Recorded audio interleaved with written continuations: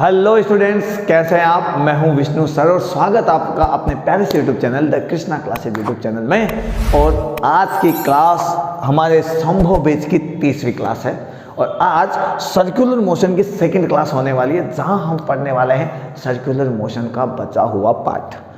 Circular motion की पहली class में हमने पढ़ा कि सर्कुलर मोशन होता क्या है। सर्कुलर मोशन को एंगुलर डिस्प्लेसमेंट में या एंगुलर वेलोसिटी की फॉर्म में लिखना हो, डिस्क्राइब करना हो तो किस तरीके से करते हैं। लीनियर मोशन और सर्कुलर मोशन में क्या फ़र्क रहता है, लीनियर मोशन और सर्कुलर मोशन के बीच में क्या रिलेशन रहता है, उन सब के बारे में हमने बात की और दो चार अच्छे हमने सवाल पढ़े और उसके बाद हमने बात की रिलेटिव मोशन की। सर्कुलर मोशन में भी रिलेटिव मोशन होती है, हमने इसके बारे में बात की। आज के क्लास में हम बात करने वाले हैं accelerated and non accelerated motion की, जहां पर एक्सीलरेशन हो और एक्सीलरेशन ना हो, उस टाइप की जो मोशंस होती है वहां पर क्या क्या होने वाला है। ठीक है, यानी वेलोसिटी चेंज होगी तो क्या होगा, वेलोसिटी चेंज नहीं होगी तो भी क्या होगा। अब आप कहेंगे तो क्या होगा सर, बहुत आसान सी बात है, एक्सीलरेशन नहीं होएगा, लेकिन ऐसा नहीं है। वेलोसिटी चेंज होए या ना होए, यहाँ पर एक्सीलरेशन हमेशा मौजूद रहता है। इसीलिए तो मैंने कहा कुछ खतरनाक सी क्लास होने वाली है, क्योंकि सर्कुलर मोशन के सारे डाउट्स हमारे आसानी से क्लियर नहीं होते हैं बच्चा, नहीं होते हैं। ठीक है, इसके बाद हम पढ़ेंगे कुछ प्रीवियस ईयर क्वेश्चंस और साथ में हम पढ़ेंगे मंत्रास, कुछ स्पेशल कॉन्सेप्ट जिनको लगाने से खतरनाक सवाल हम चुटकियों में सॉल्व कर देते हैं। ठीक है, लेकिन उसके लिए हमें बनना पड़ता है तपस्या वाला स्टूडेंट। तपस्या वाला स्टूडेंट, उसके लिए हमें तपस्या करनी पड़ती है, मेहनत करनी पड़ती है और हमें प्रैक्टिस करनी पड़ती है, क्योंकि फिजिक्स बोलने सुनने से नहीं भाई, करने से आती है। ठीक है, उसके बाद लगेगा तुम्हें कि या अपुनिच भगवान है ना, तभी तो लगेगा। फिजिक्स एकदम ऐसा फील करोगे, लेकिन फील आने के लिए ज़रूरी है थोड़ा पढ़ना, थोड़ा मेहनत करना। ठीक है, घास काटने से नहीं आएगी। ठीक है, चलिए आगे बात कर ही लेते हैं, अब अपनी कहानी को स्टार्ट करते हैं। तो कल हमने पढ़ा कि भाई वेलोसिटी चेंज होएगी तो क्या क्या होएगा। ठीक है, सॉरी कल तो हमने पढ़ा ही नहीं, आज पढ़ेंगे हम। वेलोसिटी चेंज होएगी तो क्या क्या होएगा, वेलोसिटी चेंज नहीं होएगी तो क्या क्या होएगा। ठीक है, कल हमने पढ़ा एंगुलर डिस्प्लेसमेंट और डिस्प्लेसमेंट यानी लीनियर डिस्प्लेसमेंट, रेखीय विस्थापन, कोणीय विस्थापन के मध्य संबंध, वेगों के मध्य संबंध, तात्क्षणिक वेग और एवरेज वैल्यू है ना, एवरेज वेलोसिटी, औसत मान के मध्य संबंध, ये सब हमने कल पढ़ा था। ठीक है, आज की बात देखिए। सबसे पहले हम बात करते हैं जब एक्सीलरेशन ना हो तब और जब एक्सीलरेशन हो तब क्या क्या हो। ठीक है, तो सबसे पहले मैं बात करूंगा जब एक्सीलरेशन हो। जब एक्सीलरेशन हो,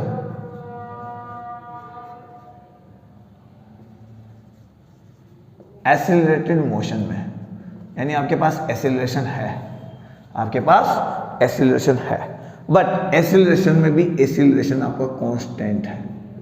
एक्सीलरेशन भी फिलहाल मैंने क्या लिया है, कांस्टेंट लिया है। ठीक है, चलिए अब यहाँ पर कितने सारे एक्सीलरेशन आने वाले, कितने सारे त्वरण आने वाले, वो सब हम बात करने वाले हैं। ठीक है, चलिए मैं यहाँ पे एक बात करता हूँ कि कल हम क्या कर रहे थे भाई, हम खड़े थे यहाँ पर ऑब्जर्वर बन के और कोई ऑब्जेक्ट इस सर्कुलर पाथ पर मोशन कर रहा था। सर्कुलर पाथ पे क्या कर रहा था, मोशन कर रहा था। सर्कल थोड़ा अजीब सा हो गया ना, चलो भाई सर्कल थोड़ा अजीब सा हो गया है। ठीक है,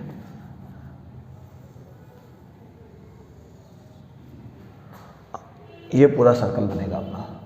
ठीक है, ये लो, ये सर्कुलर पाथ है। आर रेडियस थी, ध्यान से देखना भाई, आर रेडियस थी है ना, मैं इधर कहीं लिख देता हूँ रेडियस आर, ताकि आपको पता रहे आर रेडियस है। ठीक है, त्रिज्या आर है।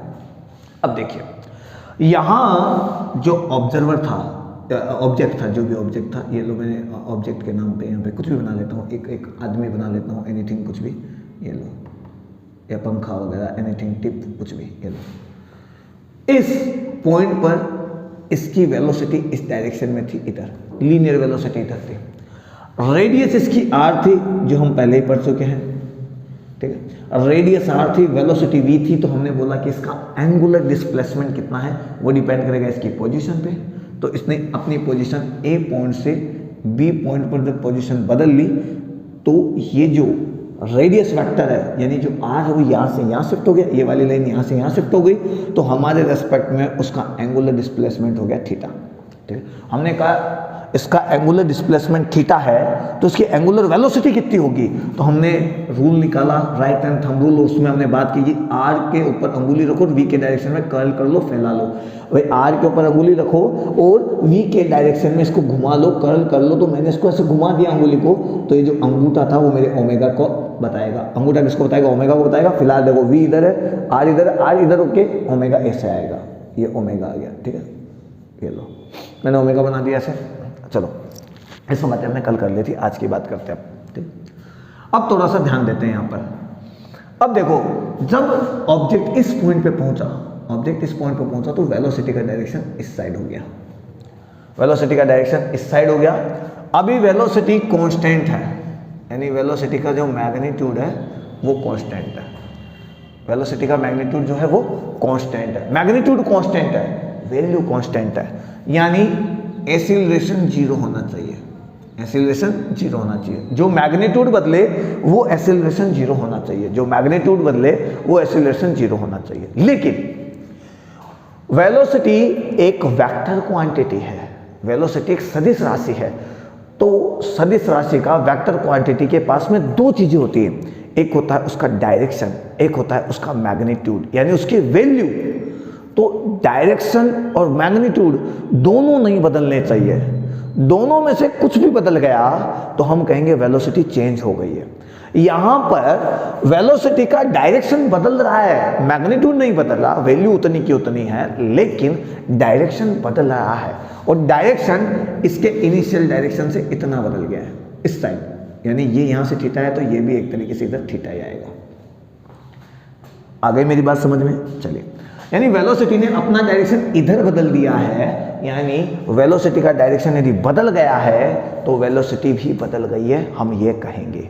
और जब वेलोसिटी बदलती है, डायरेक्शन बदलो चाहे मैग्नीट्यूड बदलो चाहे दोनों बदलो, यदि वेलोसिटी बदलती है तो एक्सीलरेशन आता है, तो एक्सीलरेशन आता है, तो एक्सीलरेशन आता है, ध्यान रखना। यानी वेलोसिटी का मैग्नीट्यूड कांस्टेंट है, मैं यहां लिख देता हूं मैग्नीट्यूड यानी वैल्यू, मैग्नीट्यूड यानी परिमाण तो कांस्टेंट है, यानी जो एक्सीलरेशन जो पॉइंट इसकी वैल्यू बदलेगा वो अभी यहां पर नहीं है, क्योंकि वैल्यू बदल नहीं रही है। उस बदलने वाले को हम बोल देंगे, वैल्यू बदलने वाले को हम बोल देंगे 80 टेंजेंट। टेंजेंट क्यों? क्योंकि वेलोसिटी इधर जा रही है तो इधर ही जाएगी, लेकिन वेलोसिटी का डायरेक्शन बदला है, और यानी ये आदमी ऐसे भाग रहा था, इसको मुंह पकड़ के इधर खींचा गया, ये आदमी थोड़ा इधर आ गया, इधर आ गया। इस पॉइंट पे वो आदमी पहुंचेगा, यानी ऑब्जेक्ट हमारा पहुंचेगा तो वेलोसिटी को और इधर खींचा जाएगा और वेलोसिटी का डायरेक्शन ऐसा हो जाएगा। इस पॉइंट पे आएगा तो वेलोसिटी का डायरेक्शन ऐसे हो जाएगा टेंजेंट की तरह, ठीक है। इस पर आएगा पॉइंट पर तो वेलोसिटी का डायरेक्शन ऐसे हो जाएगा, इस पॉइंट पे आएगा तो वेलोसिटी का डायरेक्शन ऐसे हो जाएगा, इस पॉइंट पे जाएगा तो वेलोसिटी का डायरेक्शन ऐसे हो जाएगा, और इस पॉइंट पे जाएगा तो वेलोसिटी का डायरेक्शन ऐसे हो जाएगा। और ये पॉइंट जो है वो फ्रेम के बाहर तो नहीं जा रहा, मैं एक बार देख लेता हूँ, ठीक है। नहीं भाई नहीं जा रहा, फ्रेम के बाहर नहीं जा रहा, हाँ पूरा फ्रेम में आ रहा है, ठीक है। हर जगह देखो वेलोसिटी का डायरेक्शन आपका बदल रहा है, हर पॉइंट पे वेलोसिटी का अपना डायरेक्शन है, और डायरेक्शन किस हिसाब से है, डायरेक्शन इस तरफ खींचते जा रहा है, इस तरफ, यानी ये जो तुम्हारा सरकमफेरेंस है, ये जो परिधि है, इसके किसी पॉइंट पर टेंजेंट की तरफ वेलोसिटी दिख रही है। यहाँ पर टेंजेंट खींच सकते थे तो ये वेलोसिटी का डायरेक्शन होगा, इस पॉइंट पर टेंजेंट ये होगी, स्पर्श रेखा होगी तो ये वेलोसिटी का डायरेक्शन दे रही है। इस पॉइंट पर टेंजेंट यानी स्पर्श रेखा ये होगी तो देखो ये वेलोसिटी का डायरेक्शन दे रही है। इस पॉइंट पर टेंजेंट ये है तो ये वेलोसिटी का डायरेक्शन दे रही है, यानी हर पॉइंट पर टेंजेंट वेलोसिटी का डायरेक्शन दे रही है, ठीक है। यानी ये पॉइंट पर ऑब्जेक्ट इधर भाग रहा था तो इसे पकड़ के ऐसे खींचा गया, ऐसे इधर खींचा गया। इसको जब इधर खींचा तो पॉइंट टू पॉइंट इसने अपना डायरेक्शन ऐसे बदलना चालू कर दिया। ये सरकमफेरेंस से हिल नहीं सकता है, ये मान लो इसका पाथ है, वहां पर ये घूम रहा है तो जब इसे खींचा गया कुछ ऐसा, ये आदमी था, मैं इस आदमी के हिसाब से समझाता हूँ, इसने क्या किया, इस पर रस्सी बांधी और इसको खींचा, तो ये थोड़ा आगे गया, रस्सी के खींचने से ये थोड़ा डायरेक्शन ऐसा हो गया, फिर इसने रस्सी और खींची तो डायरेक्शन कुछ ऐसा हो गया, फिर रस्सी खींची कुछ डायरेक्शन ऐसा हो गया, फिर रस्सी खींची कुछ डायरेक्शन ऐसा हो गया, फिर 80 से खींचा, फिर डायरेक्शन ऐसा हो गया, फिर 80 से खींचा, डायरेक्शन ऐसा हो गया। कह सकते हैं ना अपन ऐसे कि ये जो सेंट्रल पॉइंट है वहाँ से इसे कोई खींच रहा है, आदमी नहीं खींच रहा है, तो हम देख रहे हैं, हम तो कह रहे हैं कि भाई इसके रेस्पेक्ट की बात करें, क्योंकि ओमेगा किसी पॉइंट का जो ओमेगा है या किसी पॉइंट पर जो एंगुलर वेलोसिटी वो डिपेंड करती है यहाँ से किस पॉइंट के रेस्पेक्ट में आपने ओमेगा निकाला है, वो बात हमने पिछली क्लास में की थी, ठीक है। यानी मैं कह सकता हूँ कि इसका डायरेक्शन जो ऐसे खिंचता चला आ रहा है, इस साइड में खिंचता चला आ रहा है, इसका डायरेक्शन इस डायरेक्शन मतलब वेलोसिटी का डायरेक्शन जो खिंचता चला आ रहा है उसको खींचने का जो काम कर रहा है, यानी वेलोसिटी का जो डायरेक्शन बदल रहा है, वेलोसिटी का डायरेक्शन बदलने का जो काम कर रहा है, उस एक्सीलरेशन को हम लिख देते हैं ए सी। कई किताबों में ए सी और ए आर लिखा हुआ है, तो आप ए आर भी लिख सकते हैं। और इस ए आर का नाम होता है अभिकेंद्रीय त्वरण। अभिकेंद्रीय त्वरण, अभी इसके बारे में और जिक्र करेंगे, ठीक है। ये अभिकेंद्रीय त्वरण होता है। और ये 80 है, इसे बोलते हैं स्पर्शीय त्वरण,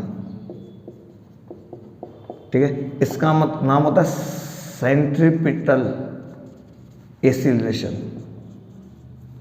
मैं इसको शॉर्टकट में समझा रहा हूँ, ठीक है ना। मैं चाहता था आपको डेरिवेशन की तरह भी समझा सकता था, ठीक है, लेकिन बाद में बात करेंगे। स्पर्शीय त्वरण, इसको बोलेंगे हम टेंजेंशियल एक्सीलरेशन। तो दो टाइप के एक्सीलरेशन हुए, एक वेलोसिटी का मैग्नीट्यूड बदलने वाला, एक वेलोसिटी की वैल्यू बदलने वाला, एक वेलोसिटी का डायरेक्शन बदलने वाला, ठीक है। क्लियर सी बात है। तो हमारे पास दो टाइप के एक्सीलरेशन आते हैं, एक जो वेलोसिटी की वैल्यू को बदलता है, एक जो वेलोसिटी के डायरेक्शन को बदलता है, ठीक है। अब चलिए थोड़ी सी बात करते हैं इसको मिटाकर, ठीक है। ये बातों का थोड़ा जिक्र होना जरूरी था, कौन कौन से एक्सीलरेशन यहाँ पे आएंगे और कब कब काम करेंगे। अब ये कैसे काम करते हैं वो मैं बता दूंगा। बहुत सारे यूट्यूब चैनल पे अलग अलग इसके वीडियोस है, कुछ शॉर्टकट में बताते हैं, कुछ पूरा डिराइव करके बताते हैं, लेकिन बात वही निकल के आएगी। आपको डिराइव करूँगा तो कोई मतलब नहीं निकलेगा, क्योंकि हमारे लिए डेरिवेशन काम नहीं है, काम की नहीं है, हमारे लिए फॉर्मूला काम का है, उसे यूज़ कैसे करना है ये हमारे काम का है, ठीक है। तो देखिए ये आपका एक सर्कुलर पाथ हो गया है, ये रेडियस आर है मैं यहाँ लिख देता हूँ रेडियस आर, इधर लिख दूँ क्या, इधर कहीं ना कहीं रेडियस आर, ठीक है। चलिए तो देखो ये जो वेलोसिटी है इस पॉइंट पर इधर है, इस पॉइंट पर ए पॉइंट पर वेलोसिटी का डायरेक्शन इधर है, ठीक है। और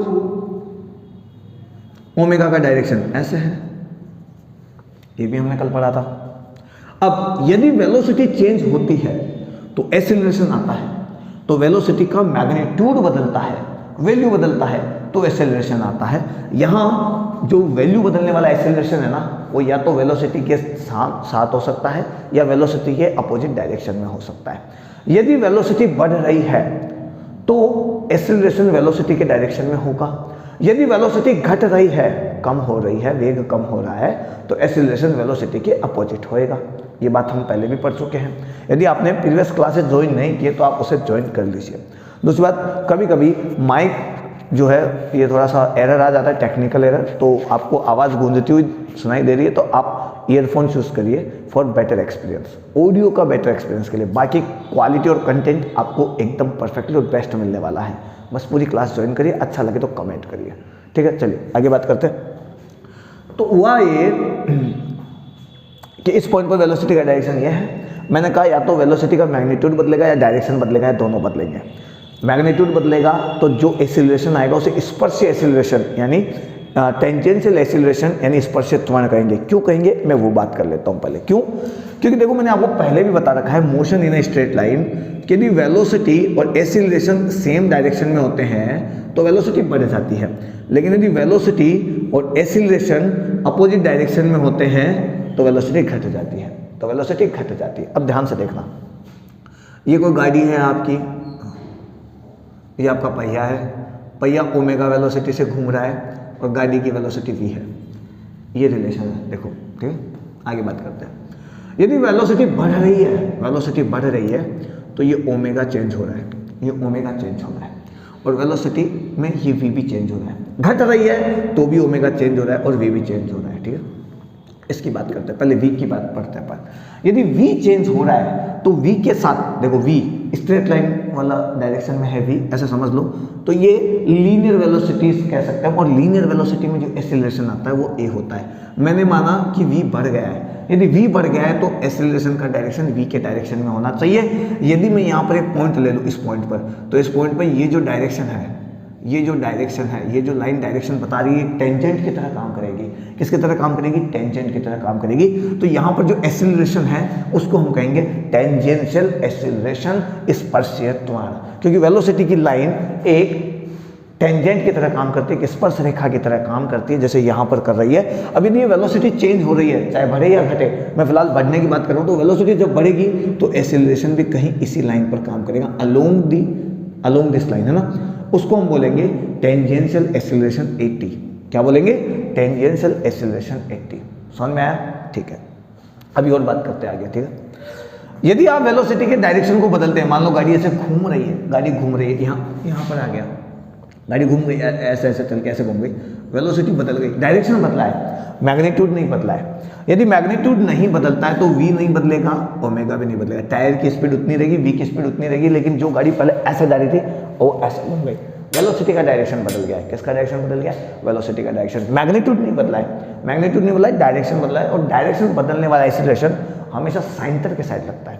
किसके साइड लगता है? सेंटर के साइड लगता है। ध्यान रखना, डायरेक्शन बदलने वाला एक्सीलरेशन हमेशा सेंटर के साइड काम करता है। तो सेंटर के साइड, इसी पॉइंट पर दो एक्सीलरेशन काम करेंगे ना, एक सेंटर के साइड काम करेगा जिसे मैं बोलूंगा AR, इसको बोलूंगा मैं क्या बोलूंगा? Centripetal acceleration. क्या कहूंगा? Centripetal acceleration. तो यहां पर मैं लिख देता हूं AR, ये मेरा सेंट्रीपिटल एक्सीलरेशन है, ठीक है, ये लो। और जो 80 है वो मेरा टेंजेंशियल एक्सीलरेशन है। AR and 80 AR and 80 दो आ गए। कई लोगों को ये बात नहीं समझ में आ रही है कि सर AR और 80 को हम कैसे डिस्क्राइब कर सकते हो, तो आप ऐसे समझ सकते हो। पहले वेलोसिटी के मैग्नीट्यूड की बात करते हैं। यदि इस गाड़ी को रोकना है या चलाना है, तेज भगाना है, तो हमें फोर्स लगाना पड़ेगा। मैंने कहा कि मुझे इसकी स्पीड बढ़ानी है, तो मैंने पीछे से फोर्स लगाया, पीछे से फोर्स लगाया, इसकी वेलोसिटी बढ़ गई, वेलोसिटी बढ़ी, v भी बढ़ा, ओमेगा भी बढ़ा। ऐसा नहीं गाड़ी तेज भागेगी और पहिया इतनी जिस स्पीड से घूम रहा है उससे घूमेगा, नहीं, गाड़ी तेज भागेगी, पहिए की स्पीड भी, गोल घूमने की जो स्पीड है, उसका जो कोणीय वेग है, एंगुलर वेलोसिटी, वो भी बढ़ जाएगी। जब ओमेगा चेंज होएगा v भी चेंज होएगा, क्योंकि v बराबर ओमेगा r होता है। हमने कल ही बात की थी, ठीक है भाई। v बराबर क्या होता है, मैं लिख देता हूँ, v बराबर क्या होता है? ओमेगा r होता है, ठीक है। चलिए एक मिनट, ठीक है। अब देखो समझ गए? तो देखो, जो फोर्स लग रहा है v के डायरेक्शन में फोर्स है, तो एक्सीलरेशन है। उस एक्सीलरेशन को जो v के डायरेक्शन में, अब वेलोसिटी बढ़ा रहे हो तो v इसी लाइन पर होगा, लेकिन v के डायरेक्शन में होगा। और यदि वेलोसिटी घटा रहे हो तो v के डायरेक्शन के अपोजिट होगा। क्लियर सी बात है? तो उसे हम क्या कहेंगे? स्पर्शीय टेंजेंशियल एक्सीलरेशन कहेंगे। लेकिन यदि गाड़ी को घुमाना है, चलते गाड़ी को ऐसे ऐसे घुमाना है, ऐसे ऐसे इधर उधर, डायरेक्शन को चेंज करना है, वेलोसिटी के डायरेक्शन को चेंज करना है, तो हमें एक फोर्स साइड से लगाना पड़ेगा। भाई गाड़ी ऐसे जा रही है, गाड़ी ऐसे जा रही है, ऐसे मुझे इसको खींचना, मैं इधर से लगाऊंगा, ऐसे सेंटर के साइड खींचूंगा तो ये गाड़ी ऐसे ऐसे घूम के आएगी ना। KGF पिक्चर देखना, उसमें ऐसा एक सीन है, कैसा, और वो बाइक वाले ऐसे जा रहे होते हैं और वो जो हीरो होता है वो उसको पकड़ के, और रेस को वो जो गाड़ी होती है उसको ऐसे पकड़ लेता है, चलते उसको, मतलब वो जो गुंडा जा रहा होता है उसको पकड़ लेता है ऐसे, वो बाइक पे रहता है गुंडा, उस बाइक का हैंडल पकड़ लेता है, तो बाइक ऐसे घूम जाती है चारों तरफ, क्योंकि उसमें जो फोर्स लगाया वो एक सेंटर के साइड लगाया, और उस बाइक को मिल गया एक सेंट्रीपिटल एक्सीलरेशन, सेंट्रीपिटल फोर्स, अभी केंद्रीय बल मिल गया, अभी केंद्रीय त्वरण मिल गया है। अभी केंद्रीय बल की बात कर लेते हैं, तो सेंट्रीपिटल फोर्स मिला है, सेंट्रीफ्यूगल नहीं, सेंट्रीपिटल, अभी केंद्रीय बल मिला है। अभी केंद्रीय बल मिलते ही वो घूमना चालू हो जाएगी, और जिस पॉइंट पे आदमी खड़ा है उसके चारों ओर घूम जाएगी बाइक, ठीक है, ऐसा कुछ, ठीक है। इफेक्ट देखना, KGF अच्छी मूवी है, बड़ा मजा आया था। KGF 2 का बड़ा इंतजार है भाई, ठीक है, बड़ा इंतजार है, क्योंकि बहुत अच्छी मूवी है भाई, बहुत अच्छी मूवी है, ठीक है। चलिए, तो एक फोर्स जो इस वेलोसिटी को पकड़ के इधर खींचना चाहता है, फिर थोड़ी दूर जाने के बाद इधर खींचना चाहता है, ये नीचे आएगी, फिर इधर खींचना चाहेगा, फिर इधर खींचना चाहेगा, उसको हम बोलेंगे AR, सेंट्रीपिटल एक्सीलरेशन, अभिकेंद्रिय त्वरण, अभिकेंद्रिय त्वरण। और जो बल लगेगा उसे हम बोलेंगे अभिकेंद्रिय बल, ठीक है, अभिकेंद्रिय बल, टेंजेंशियल यानी स्पर्शीय त्वरण। दो त्वरण आ गए हमारे पास, दो त्वरण आ गए, ठीक है। अब इनके बारे में हम थोड़ा सा जिक्र आगे करते हैं, ठीक है, इसको छोड़ते हैं। ये भी कहानी कंप्लीट हो गई। इस वे आते हैं वापस, ठीक है। चलिए गाड़ी की बात को दोबारा पढ़ते हैं अपन। गाड़ी से क्या आप आसानी से समझ जाएंगे। ये आपका गाड़ी का पहिया है, ठीक है। अरे इसको ऐसे रहने देता हूँ, ठीक है। इसमें ओमेगा बना देता हूँ ऐसे, आप समझ जाएंगे, ठीक है। ये वेलोसिटी हो गई मेरी यहाँ पर। अब यदि मैं वेलोसिटी के डायरेक्शन बदलूं तो क्या क्या फर्क हो। जब मैं वेलोसिटी के डायरेक्शन बदलूंगा तो क्या होगा, और वेलोसिटी का मैग्नीट्यूड बदलूंगा तो क्या होगा। सबसे पहले मैं मैग्नीट्यूड बदलता हूँ, वैल्यू बदलता हूँ। तो जब v बदलता है तो हम लिखते हैं dv/dt। अभी बात करेंगे, ठीक है। हम लिखेंगे dv/dt और उस समय जो एक्सीलरेशन आएगा उससे हम लिखेंगे 80। क्या लिखेंगे, 80 लिखेंगे। क्या लिखेंगे, 80 लिखेंगे, समझ गए। लेकिन यदि v बदल गया है, v की वैल्यू बदल गई है तो ओमेगा की वैल्यू भी तो बदलेगी, और जब ओमेगा की वैल्यू बदलेगी तो हम इसे लिखेंगे d/dt। अब डिपेंड ये करता है कि आपको किस वेलोसिटी या किस मोशन के रेस्पेक्ट में बात करनी है। आपको लीनियर मोशन बना के बात करनी है या आपको एंगुलर मोशन बना के बात करनी है। आप लीनियर मोशन के हिसाब से बात करेंगे तो आप ऐसे बोलेंगे भाई 80 पैदा हुआ है, जिसे हम dv/dt बोलते हैं, ठीक है। 80 पैदा हुआ है। और यदि आप एंगुलर डिस्प्लेसमेंट, एंगुलर वेलोसिटी की बात करेंगे तो आप लिखेंगे भाई d/dt हुआ है, जैसे v वैसे ओमेगा, d/dt हुआ है, जैसे हम बोलते हैं अल्फा।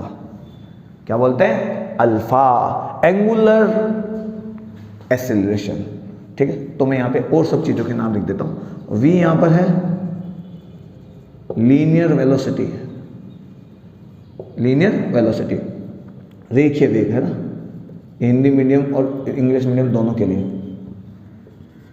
ओमेगा को हम बोलते हैं एंगुलर वेलोसिटी। 80 जो है वो सिंपल एक्सीलरेशन है, यानी स्पर्श से जिसको हम बोलते हैं। ये क्यों आया है, क्योंकि वेलोसिटी में चेंज हुआ है, चेंज इन वेलोसिटी, वेलोसिटी की वैल्यू बदली है। अल्फा क्यों आया है, अल्फा को हम बोलते हैं एंगुलर एक्सीलरेशन। ये क्यों आया है, क्योंकि चेंज इन ओमेगा हुआ है। चेंज इन वेलोसिटी की जगह मैं लिख देता हूँ चेंज इन v हुआ है, और ये पैदा कब होता है, जब चेंज इन ओमेगा होता है। इसमें पर क्या है, इसकी यूनिट होती है मीटर पर सेकेंड स्क्वायर, मीटर पर सेकेंड स्क्वायर, जो कि जनरली हर एक्सेलरेशन के लिए होती है। लेकिन इसकी यूनिट होती है रेडियन पर सेकेंड स्क्वायर। दोनों में ये फर्क है। दोनों में क्या रिलेशन है, ये जो आपका 80 होता है, ये जो आपका 80 होता है, ये होता है अल्फा आर। जैसे v बराबर होता है ओमेगा आर या आर ओमेगा, वैसे ही आप यदि आप dv/dt लिखते हैं तो इधर r कांस्टेंट आ जाएगा, d/dt आ जाएगा, और आप लिखोगे dv/dt यानी 80, r यहाँ पर आ जाएगा, ये हो जाएगा अल्फा। r अल्फा बोलो या अल्फा आर बोलो, एक ही बात है। मैं नॉर्मली लिख देता हूँ अल्फा आर, ठीक है। 80 बराबर हो जाएगा अल्फा आर अल्फा, ठीक है, ठीक है। आगे देखो, यदि मुझे इसे वेक्टर फॉर्म में लिखना है तो मैं कैसे लिखूंगा, मैं लिखूंगा alpha vector cross R vector. यानी इस 80 को मैं निकालना चाहूं तो मैं इसे dv/dt लिखूंगा, यदि मुझे v के लिए बात करनी है। लेकिन मैं v के बजाय मैं ओमेगा के लिए बात करना चाहता हूं, क्योंकि v बदला है तो ओमेगा भी बदला है, तो मैं लिखूंगा d/dt, और d/dt होता है अल्फा। यदि मेरे को ओमेगा दे रखा है तो मैं अल्फा निकाल के भी 80 निकाल सकता हूँ, मुझे v दे रखा है तो मैं 80 निकाल सकता हूँ, मुझे v दे रखा है तो मैं ओमेगा भी निकाल सकता हूँ। ये रहा हमारा फॉर्मूला, v बराबर ओमेगा आर या आर ओमेगा, कैसे समझ लो। और यहाँ पर जो फॉर्मूला आएगा 80 का, वो हो जाएगा अल्फा आर अल्फा लिख दूँ, ठीक। कई लोग आर अल्फा ही पढ़ते हैं, इसलिए आर अल्फा ये लो, आर अल्फा। अब बताओ फर्क समझे, ये फर्क है, ये रिलेशन है, ये रिलेशन है यहाँ पर। क्लियर है, रिलेशन आपको मिल जाना चाहिए, दिख जाना चाहिए, समझ में आ जाना चाहिए। अल्फा को आप और भी लिख सकते हैं d²θ/dt², क्योंकि आप यहाँ पे लिख सकते हैं d²s/dt², नो प्रॉब्लम। आप यहाँ पे d²s/dt² 80 को लिख सकते हैं, क्योंकि v जो होता है वो खुद ds/dt होता है। वैसे आप इधर भी लिख सकते हैं, और भी बताऊंगा, अभी चिंता मत करो, और भी बताऊंगा। ये एक चीज़ हो रहा है आपके पास, ठीक है। चलिए, अब एक एक्सेलरेशन यहाँ AR है, इस AR का क्या किया जाए, ठीक है। मिटाने की चीज़ है, मिटा देता हूँ, अब मिटा देता हूँ, ठीक है। AR का क्या किया जाए, AR का क्या किया जाए, AR का क्या किया जाए तो देखो वैसे तो डेरिवेशन नहीं है, लेकिन मैं नॉर्मली ले लेता हूँ। ए आर का जो फॉर्मूला होता है वो होता है सीधा सीधा v square by r. A r का जो फॉर्मूला होता है वो होता है वी स्क्वायर बाय आर। इसका काम है केवल डायरेक्शन बदलना, केवल डायरेक्शन चेंज करना, केवल डायरेक्शन चेंज करना इसका काम है। जबकि इस 80 का काम क्या है? मैग्नीट्यूड चेंज करना, मैग्नीट्यूड यानी वैल्यू, परिमाण चेंज करना। तब ये दोनों मिलकर यहाँ पर अपना गुरु बनाते हैं। तब एक आदमी इसका वेलोसिटी बदल सकता है, एक आदमी डायरेक्शन बदलता है। कभी कभी दोनों एक साथ काम करते हैं, कभी कभी दोनों अलग अलग काम करते हैं, यानी कभी एक होता है कभी दूसरा होता है, ऐसा करके। ठीक है, चलिए, तो ये होता है वी स्क्वायर बाय आर। हमको पता है v बराबर होता है ओमेगा आर बाई वेलोसिटी के रेस्पेक्ट में निकालना है। वेलोसिटी चेंज होते ही 80 पैदा होगा, लेकिन वेलोसिटी आते ही ac आ जाएगा। वेलोसिटी आते ही ac यानी a आ जाएगा। कई किताबों में लोग ac भी पढ़ते हैं, तो ac आ जाएगा। यानी आपके पास v वेलोसिटी है, आपके पास v वेलोसिटी है और कांस्टेंट है, तो 80 नहीं आएगा, चांस नहीं है। क्योंकि 80 तब आता है जब वेलोसिटी चेंज होती है। तो जब वेलोसिटी कांस्टेंट है 80 नहीं आएगा, बट ac आएगा, AR आएगा। AR बोलो, ऐसे बोलो, ये आएगा, सेंट्रीपिटल एक्सीलरेशन आएगा, और उसका फॉर्मूला होगा v स्क्वायर बाय आर। और अब यहाँ पर देखो v स्क्वायर बाय आर से लो तो इसको लिख सकते हो v ओमेगा, या फिर आप लिख सकते हो ओमेगा स्क्वायर आर। ये 3 फॉर्मूले इसके, आपको जैसा पसंद आएगा ऐसा ले लो। ठीक है, ये लो, ये एक और चीज़ आ गई। अब देखो ये जो AR है ना, AR, उसकी यूनिट भी एक ही होती है, मीटर पर सेकेंड स्क्वायर। तो यदि आपको इधर अल्फा निकालना है और इधर AR निकाला है आपने, AC निकाला है, कुछ भी समझ लो, दोनों की बात एक ही है, तो आप सीधा अल्फा से AR ऐड नहीं कर सकते। आपको अल्फा से R मल्टीप्लाई करके पहले 80 निकालना पड़ेगा, जिसकी यूनिट खुद मीटर पर सेकेंड स्क्वायर होती है, जो मैंने यहाँ पे लिखी है। फिर आपको AR या AC निकालना पड़ेगा। अब देखो, ठीक है, तो यदि किसी ऑब्जेक्ट के पास में वेलोसिटी है, मैं यहाँ पे लिख देता हूँ, देखो साथ के साथ, बहुत काम की चीज़ें लिख देता हूँ मैं। यदि आपकी वेलोसिटी कांस्टेंट है, वेलोसिटी कांस्टेंट है, तो 80 जीरो हो जाएगा, क्योंकि वेलोसिटी में चेंज होगा ही नहीं, और 80 हो जाएगा जीरो, 80 हो जाएगा जीरो। वेलोसिटी कांस्टेंट तो ओमेगा भी कांस्टेंट, लेकिन AR AC जीरो नहीं होगा, और उसका फॉर्मूला होगा v स्क्वायर बाय आर। और यही वजह है कि यदि मैं यहाँ पर वेलोसिटी v रख रहा हूँ, यहाँ भी v रख रहा हूँ, यहाँ भी v रख रहा हूँ, यहाँ भी v रख रहा हूँ, यहाँ भी v रख रहा हूँ, यहाँ भी v रख रहा हूँ, तो मैग्नीट्यूड नहीं बदल रहा है, तो स्पीड पे कोई फर्क नहीं पड़ेगा, ओमेगा की वैल्यू सेम रहेगी, लेकिन फर्क पड़ेगा डायरेक्शन पे, और हर पॉइंट पे इस वेलोसिटी का डायरेक्शन बदलता जाएगा, और एक सर्कुलर पाथ पे ऑब्जेक्ट मोशन करना चालू कर देगा। यानी किसी भी सर्कुलर पाथ पर घूमने के लिए 80 का होना जरूरी नहीं है, जरूरी है AC या AR बोल दो, यानी सेंट्रीपिटल एक्सीलरेशन, यानी अभिकेंद्रीय त्वरण का होना। और जैसे ही आपके पास वेलोसिटी v होगी और आप एक कर्व पाथ पे घूम रहे होंगे, आप एक कर्व पाथ पे घूम रहे होंगे, तो आपके पास AC आएगा, वो सेंटर के साइड लगेगा, सेंट्रीपिटल एक्सीलरेशन पैदा होएगा, जिसका formula v square by r होएगा, और आप सर्कुलर पाथ पे मोशन करना चालू कर देंगे। आपको वेलोसिटी को चेंज करने की जरूरत नहीं है। सही है, यानी सर्कुलर पाथ के टाइम पर यदि आप किसी सर्कुलर पाथ पे घूम रहे तो AC हमेशा रहेगा। AC नहीं हुआ, आप सर्कुलर पाथ पे नहीं घूम सकते। आप कहेंगे सर क्यों? क्योंकि वहां पर रेडियस नहीं होगी, फिर किसी सेंटर से रेडियस नहीं होगी, तब वहां पर 80, मान लो वेलोसिटी कांस्टेंट हो तो 80 भी नहीं होगा, AC भी नहीं होगा, तो वेलोसिटी का डायरेक्शन बदलेगा ही नहीं। आप एक स्ट्रेट लाइन पे मोशन कर रहे हो ऐसा, ये लो, आपकी वेलोसिटी कांस्टेंट है तो 80 भी जीरो हो गया, किसी पॉइंट के चारों ये घूम नहीं रहा है, किसी कर्व पाथ पे ये है नहीं, तो AC भी जीरो हो गया, और डायरेक्शन बदलेगा ही नहीं, और ये चलता जाएगा। लेकिन वही मैं ऐसे घुमा दूं, भाई ऑब्जेक्ट ऐसे घूम के आया, तो यहाँ पर AC जीरो नहीं होगा, और ऑब्जेक्ट धीरे धीरे घूमना चालू कर देगा, और किसी सर्कुलर पाथ के ऊपर मोशन करेगा। समझ में आया? तो यहाँ पर भाई साहब 2 एक्सीलरेशन है आपके पास। मैंने AR के फॉर्मूले भी दिखा दिया आपको, और 80 के फॉर्मूले भी लिखा दिए, 80 और अल्फा के बीच का रिलेशन भी लिखा दिया है। यानी इस कंडीशन में अभी यदि आपके पास वेलोसिटी कांस्टेंट है तो 80 का पोर्शन खत्म, 80 होएगा ही नहीं, केवल AC होएगा, यानी AR होएगा। लेकिन यदि वेलोसिटी बदल गई तो 80 भी आएगा और AC भी आएगा। AC आएगा, AT आएगा, एक और चीज पैदा होगी अल्फा, जिसे हम एंगुलर एक्सीलरेशन कहते हैं, एंगुलर एक्सीलरेशन कहते हैं। यानी इस कंडीशन में भी आपके पास अभी 3 त्वरण पैदा हो गए, एक एंगुलर एक्सीलरेशन, एक लीनियर एक्सीलरेशन और एक सेंट्रीपिटल एक्सीलरेशन। मैंने कहा था ना, अब हम आज तक सुनते हैं कि नहीं यार वेलोसिटी की वैल्यू बदलती है तो एक्सीलरेशन आएगा, वेलोसिटी की वैल्यू नहीं बदलेगी तो एक्सीलरेशन नहीं आएगा। गलत बात।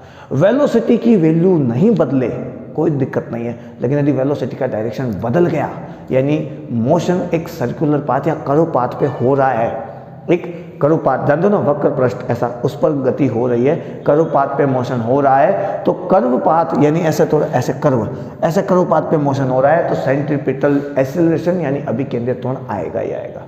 ठीक है, जरूरी नहीं है आपकी वैल्यू बदले, वेलोसिटी की वैल्यू नहीं बदले कोई दिक्कत नहीं, लेकिन वेलोसिटी का जो डायरेक्शन है वो भी बदल गया ना, तो एक्सीलरेशन पैदा हो गया भाई, जिसे हम कहेंगे सेंट्रीपिटल एक्सीलरेशन। AT की यूनिट मैंने बता दी, AR की यूनिट मैंने बता दी और अल्फा की मैंने यूनिट बता दी। थोड़ा सा ध्यान से करना, आप जब भी सवाल सॉल्व करते हो तो कंफ्यूज होते हो, मैं सॉल्व कैसे करूँ मैं बताता हूँ। यदि आप एंगुलर के हिसाब से सॉल्व करना चाहते हो तो आप एंगुलर के हिसाब से सॉल्व करो, लेकिन आप एंगुलर के हिसाब से नहीं सॉल्व करके AT के हिसाब से सॉल्व करना चाहते हो, यानी मीटर पर सेकंड स्क्वायर में लेना चाहते हो, लीनियर मोशन के हिसाब से सॉल्व करना चाहते हो, तो लीनियर जोड़ो आप, तब जाके काम होएगा आपका, नहीं तो नहीं होएगा। मैं अभी कह देता हूँ, फिर बाद में मत कहना कि सर काहे ऐसा काहे करते हैं आप, आपको AR की वैल्यू V से नहीं फिर ओमेगा से निकालनी पड़ेगी। ठीक है, ये मत कहना सर काहे करते हो आप ऐसा, काहे करते हो आप, काहे करते हो। भाई मैं क्या करता हूँ, मैं तो आपको एक अच्छी बातें बता रहा हूँ, काम की चीज़ें बता रहा हूँ, क्योंकि ये है ऐसा चैप्टर, ये है ऐसा टॉपिक जिसमें बहुत सारे लोगों को कन्फ्यूज है, बहुत सारे लोग कन्फ्यूज है, और जब बहुत सारे लोग कन्फ्यूज है तो हमें हमारा कर्तव्य बनता है भाई सब कुछ बताने का। ठीक है, अभी और भी फ़र्क बताऊँगा मैं आपको। ठीक है, चलिए, तो हमारे पास भाई साहब ये आ गया है सर्कुलर पाथ पे। ठीक है, मैं इधर लिख देता हूँ ओमेगा, मैं लिख देता हूँ AC ले लूँगा, AC ले लेता हूँ, AR की बजाय AC ले लूँ, जिसका फॉर्मूला होता है V²/R V ओमेगा स्क्वायर। मैंने ये लिख दिया आपके लिए। ठीक है, अब देखो, चलो मिटाएं, अभी मिटाते क्या है तो थोड़ा सा इधर देख लेते हैं। अब देखो, इसके पास एक तो AT है, एक यहाँ पर AC है, 2 एक्सीलरेशन है, ध्यान से देखना। इसके पास एक तो इधर, एक तो इस पॉइंट पे AT है और एक इस पॉइंट पे AC है, इधर डायरेक्शन के साइड है ना, सेंटर के साइड में। तो टोटल एक्सीलरेशन रिजल्टेंट जो होगा वो होगा कहीं इधर डायरेक्शन A, जो कि वेलोसिटी, क्योंकि वेलोसिटी भी तो इधर ही है ना, अरे वेलोसिटी भी तो AT के डायरेक्शन में ही है, और वेलोसिटी के साथ एंगल बनाएगा थीटा, वेलोसिटी के साथ एंगल बनाएगा थीटा, और ये जो A होगा वो होगा AC² AT²,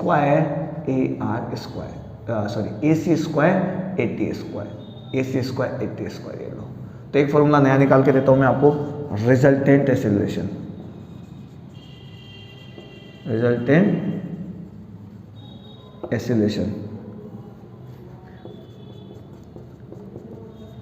परिणामी त्वरण, और परिणामी त्वरण जो A होगा वो होगा AC² + AT², ये लो, ये आ गया। अब मैं ये कहूँ कि एंगल इस वेलोसिटी और इस एक्सीलरेशन के बीच में एंगल कितना है, तो मैं यहाँ पे लिख देता हूँ एंगल बिटवीन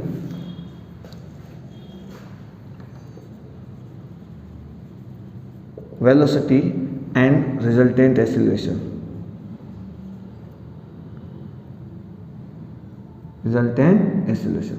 समझ लेना है। तो रिजल्टेंट एक्सीलरेशन के बीच में और वेलोसिटी के बीच में जो एंगल उसको हम बोलेंगे tan थीटा।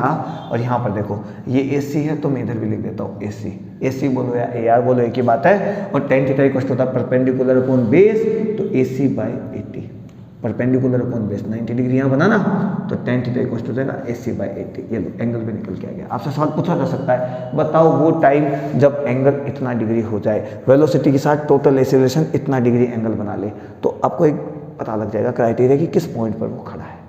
ठीक है, ऑब्जेक्ट किस पॉइंट से किस पॉइंट पर पहुंच गया है।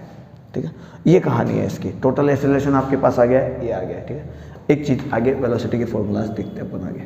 ठीक है, चलिए बढ़ाया इसको आगे खेल को। ठीक है, खेला बड़ा मज़ेदार है, बस समझ में आना चाहिए। समझने के लिए आपको ध्यान से एकदम कंसंट्रेशन पावर एकदम मजबूत करके, जैसे बाबू सोना के केस में आप एकदम लगा लेते हो ना अपना एकदम तेज दिमाग, रात को एकदम कब मैसेज आएगा, कब बात करेंगे, कब दिल की बातें पूरी होगी।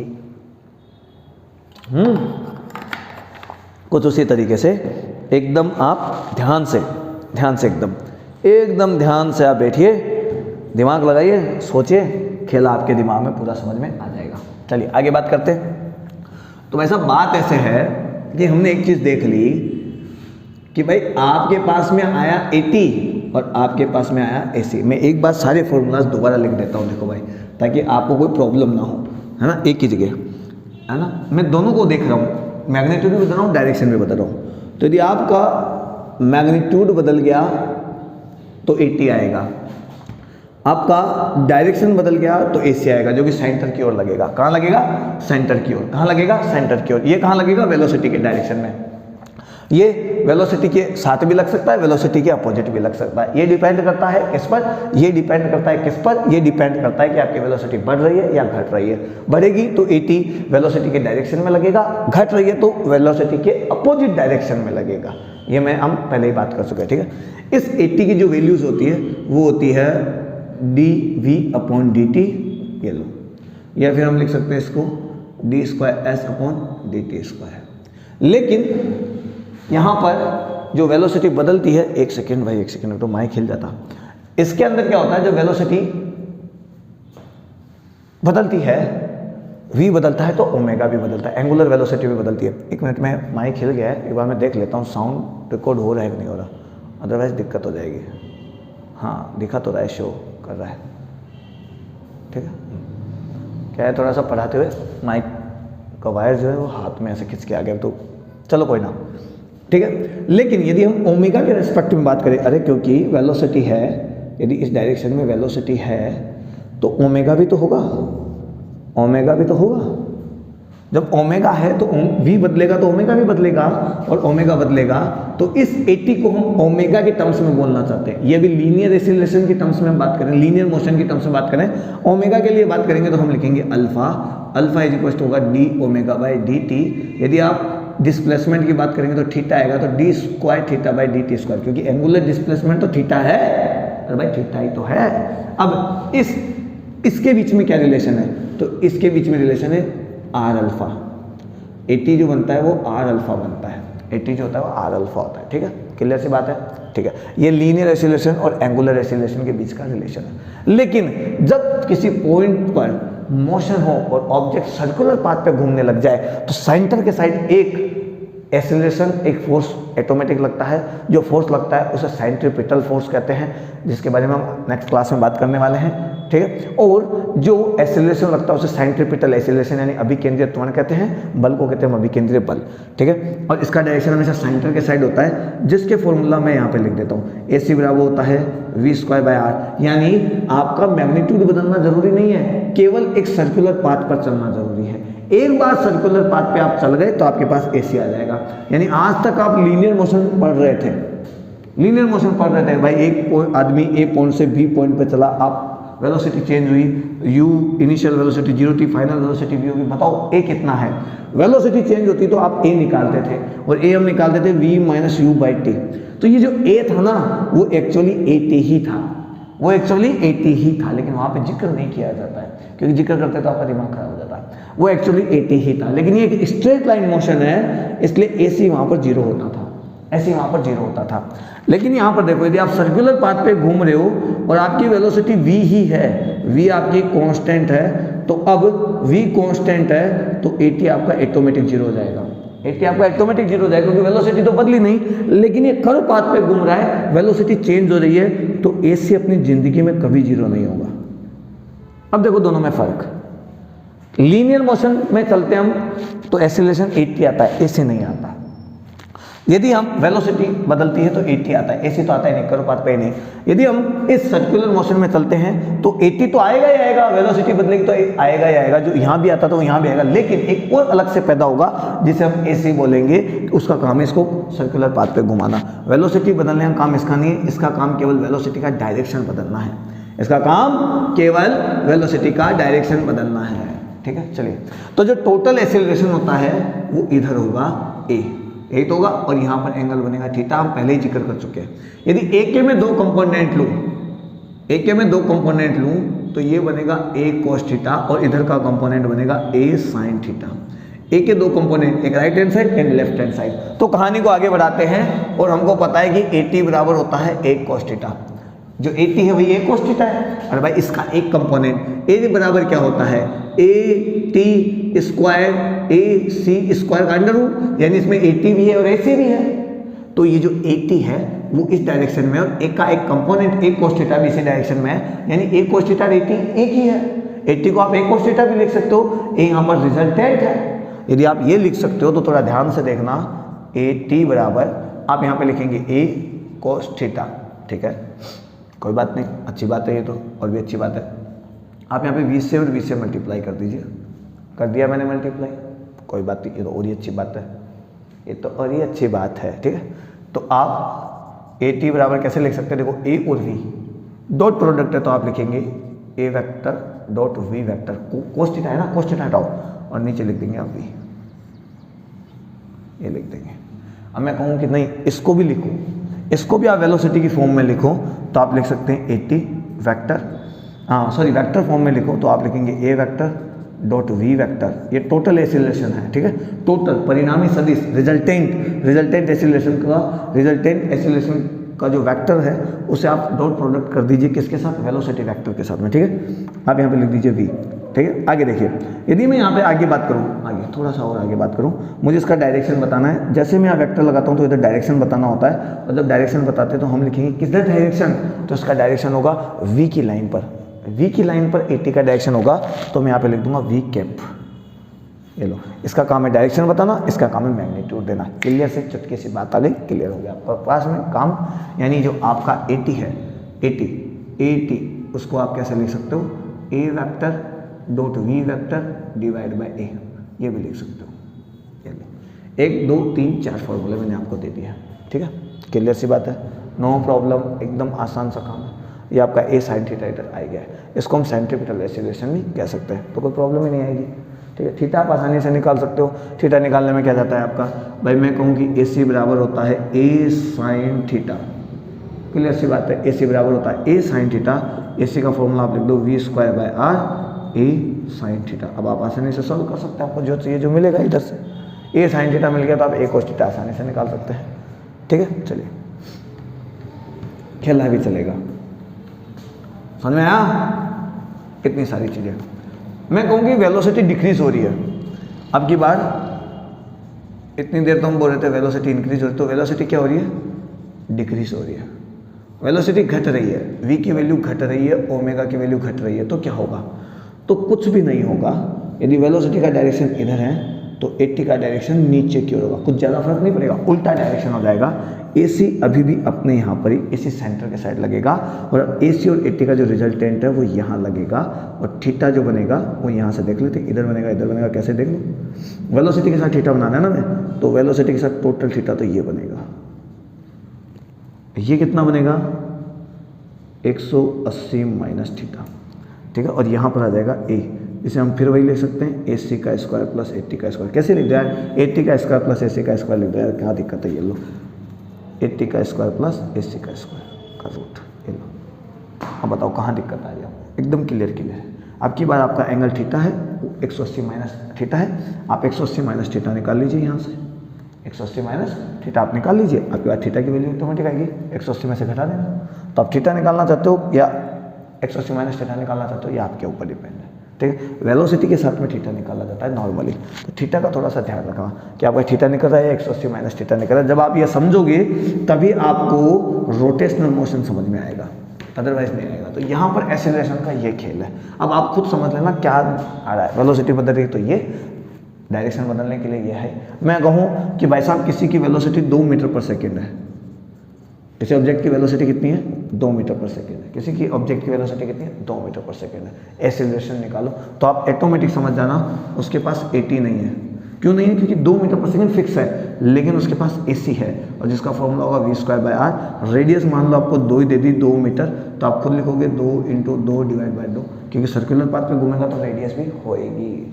ये थोड़ी बातें आप क्लियरली ध्यान रखना, ठीक है। हम मेरा काम है आपको सारे कॉन्सेप्ट से अवगत कराना ताकि सारे कॉन्सेप्ट एक बार रिकॉल हो जाए। जिन बच्चों की तैयारी ढंग से नहीं हो पा रही है, जिन बच्चों को भी ढंग से समझ में नहीं आ रहा है, जिन बच्चों का दिमाग अभी थोड़ा सा हिला पड़ा है, कॉन्सेप्ट को थोड़ा भूल गए, थोड़ा सा रटाया पड़ा है, पुराने नोट्स खोलते हैं तो उनका दिमाग खराब हो जाता है, तो उन सब के लिए है ये, ताकि आपको सारा सब कुछ दोबारा याद आ जाए। फिर आप न्यूमेरिकल बनाना स्टार्ट करोगे, ऑटोमेटिक न्यूमेरिकल बनेंगे, ठीक है।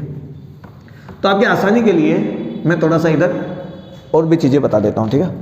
अब मैं कहता हूं कि मेरा ए जो है वो कांस्टेंट है, तो मैं क्या करूं? ए मेरा जो है वो कांस्टेंट है, तो मैं क्या करूं? कुछ मत करो, फार्मूले वो कवे ले लो। यदि आप 80 की तरफ पढ़ना चाहते हैं, 80 को लेना चाहते हो, 80 को आप लेना माना है ना, 80 को लोगे, यदि आप 80 को लोगे तो फॉर्मूले एक्सीलरेशन कांस्टेंट है, तो आप न्यूटन्स लॉ ऑफ इक्वेशन आसानी से यूज कर सकते हैं, न्यूटन इक्वेशन ऑफ मोशन आसानी से यूज कर सकते हैं। और न्यूटन इक्वेशन ऑफ मोशन क्या होती है? v बराबर u प्लस 80, इसमें ये 80 है, ठीक है। s बराबर ut प्लस हाफ a, फिर ये 80 आ जाएगा एंड t स्क्वायर आ जाएगा, एंड v स्क्वायर बराबर u square plus 2ATS। S यहाँ पर डिस्प्लेसमेंट आपका, जिसके बारे में हम कल बात कर चुके हैं। तो यदि आपने प्रीवियस क्लासेस नहीं देखी है, प्रीवियस क्लासेस ढंग से देखो, ठीक, वहाँ पे एकदम शानदार ढंग से मिलेगा आपको, जो भी मिलेगा मजबूत और मज़ेदार मिलेगा।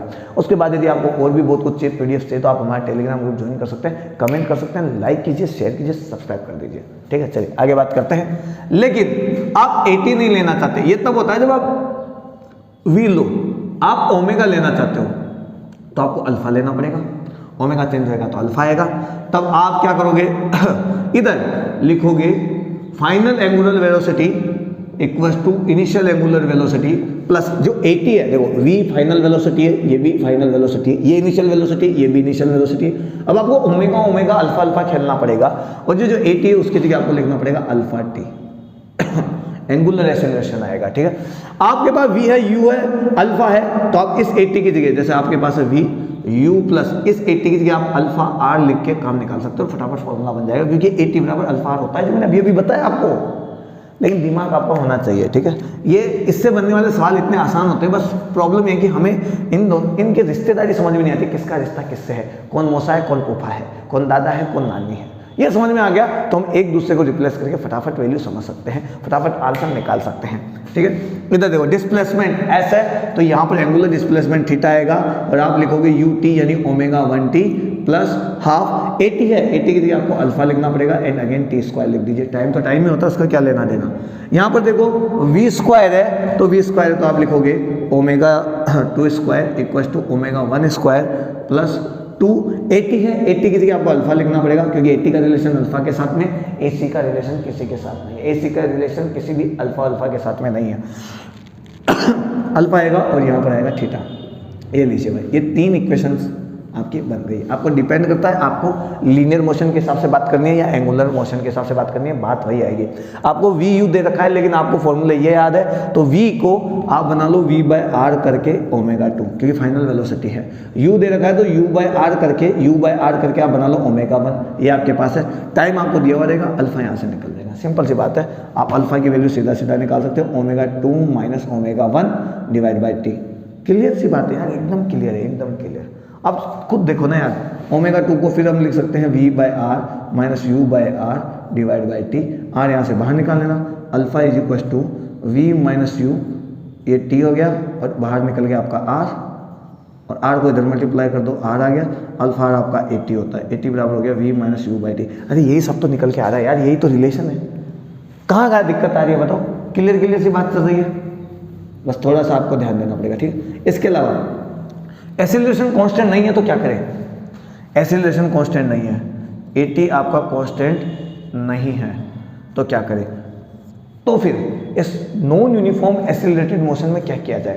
तो हमारे फॉर्मूले जो होते हैं वो इंटीग्रेशन डिफरेंशिएशन में चले जाते हैं। कैसे जाते हैं? हम जो है v को लिखते हैं या वेलोसिटी को लिखते हैं ds/dt, ये तो लिखते हैं। 80 को हम लिखते हैं dv/dt, ऐसे तो लिखते हैं। s को हम लिख सकते हैं v dt का इंटीग्रेशन, वैसे ही हम यहाँ पर लिखते हैं वेलोसिटी यानी AT t का रिलेशन। एक्सेलरेशन यही है तो AT लिखो या A लिखो, एक ही बात है। ठीक है। AT और AA की बात है, मैं इतनी देर से कह रहा हूँ। AT हम दो एक्सीलरेशन होने की वजह से उसको एक को AC और AT बोल देते हैं, कोई बात नहीं है, ठीक है। AC और AT एक ही बात है, तो कोई प्रॉब्लम ही नहीं है। यही तो सब पढ़ा है हमने, अरे यही तो सब पढ़ा है यार। ऐसे ही हम एक को हम एक चीज़ और लिखते हैं, V dV बाय ds या dx, x ले लो क्या इधर, ये लो x ले लो, कोई दिक्कत नहीं है, x या x ऐसी बात है, dV बाई dx भी लेते हैं, क्लियर सी बात है, ठीक है। उसके बाद हम v square minus u square by 2 भी लिखते हैं, v square by u square by 2 भी लिखते हैं, और हम डेल्टा k बाई m भी लिखते हैं, I think delta k by m, हाँ ठीक है ठीक है ठीक है, delta k by m, delta k by m, half m v square half f v square, ठीक है। ये भी सब हम लिखते हैं।